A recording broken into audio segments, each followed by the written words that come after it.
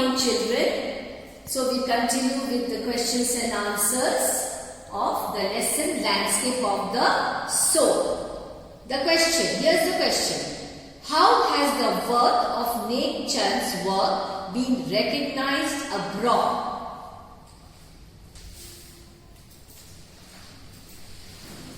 Here's the answer. Nek Chand has been honored by the Swiss Commission for UNESCO.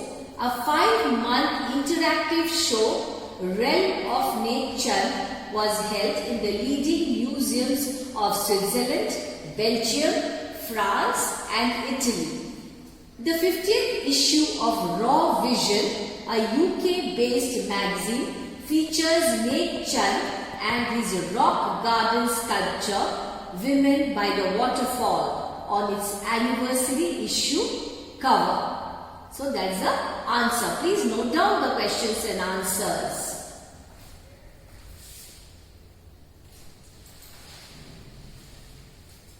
The next question. What do you understand by the term outsider art and art brut or raw art? Here's the answer.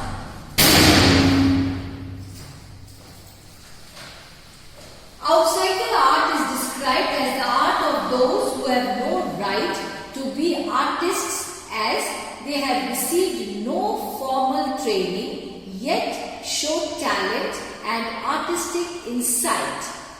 The style of raw art refers to works that are in their raw state. Anything and everything from a tin to a sink to a broken down car could be material for a work of art. So that is raw art. It is in raw form, raw state. That is raw art.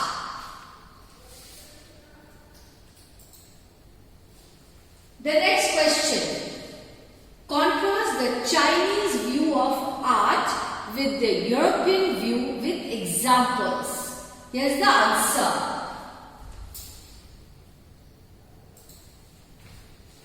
The Chinese view of art is not meant to reproduce an actual view and doesn't choose a single viewpoint.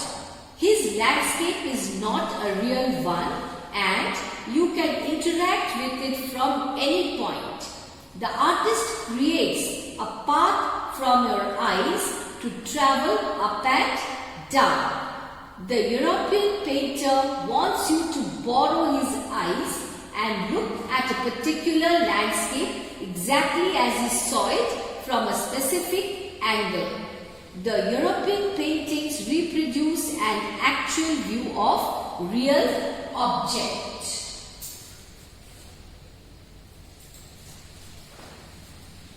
The next question. How would you classify art on the basis of your reading the chapter Landscape of the Soul? Here's the answer.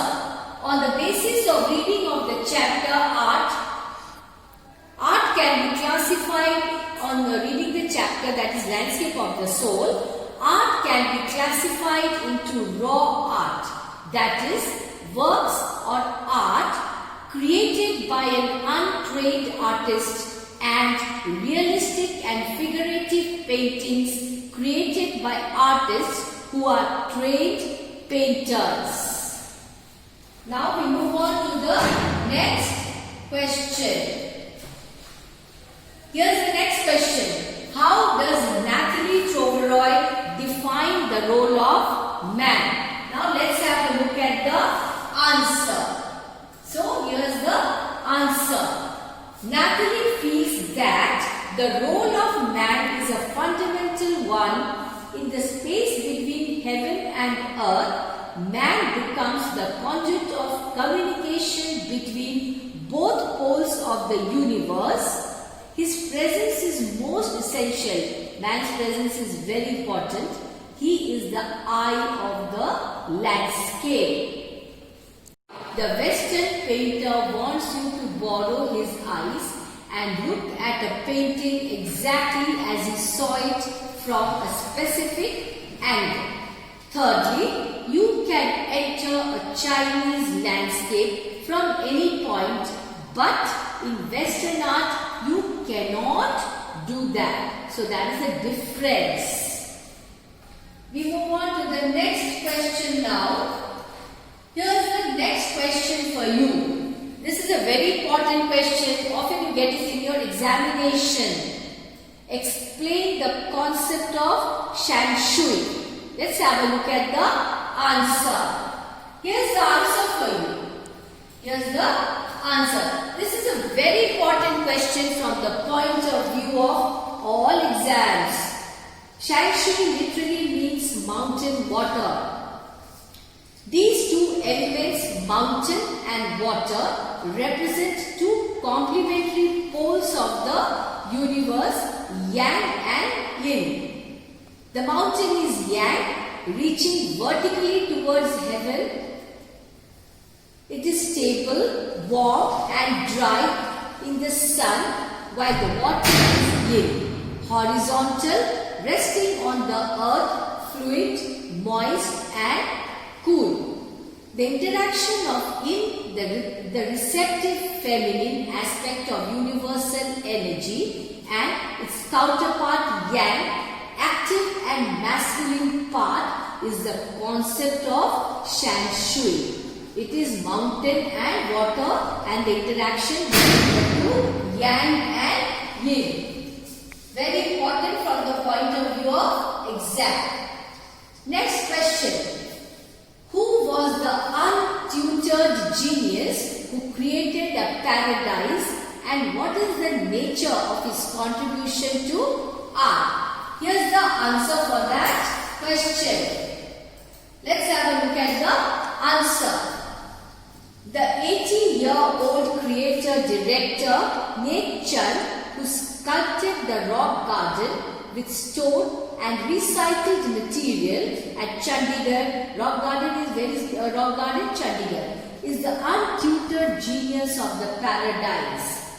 This act is recognized as India's biggest contribution to outside art. He was not a trained, he was not trained to do all this. Next, the next question for you. What did the painter Wu Daozi tell the emperor about the cave? Let's have a look at the answer. Here's the answer.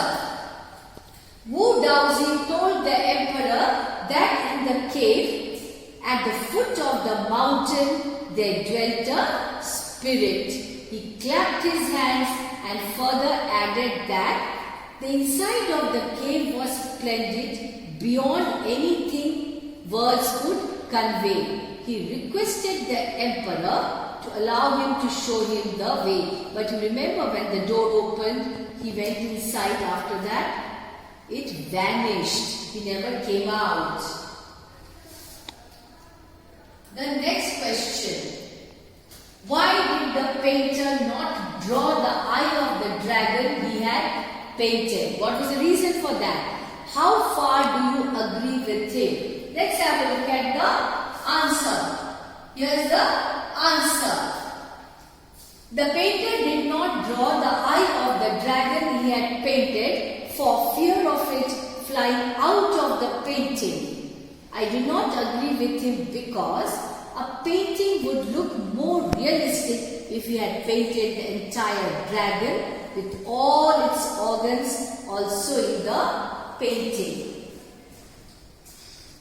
The next question. Now we move on to the next question. Here's the question. What happened to the painter as he entered the cave? Let's have a look at the answer. The answer.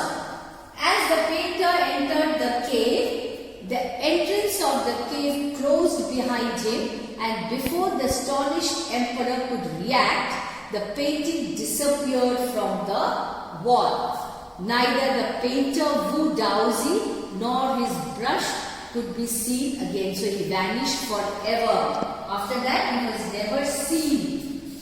Who? The painter Wu Daozi. Next question.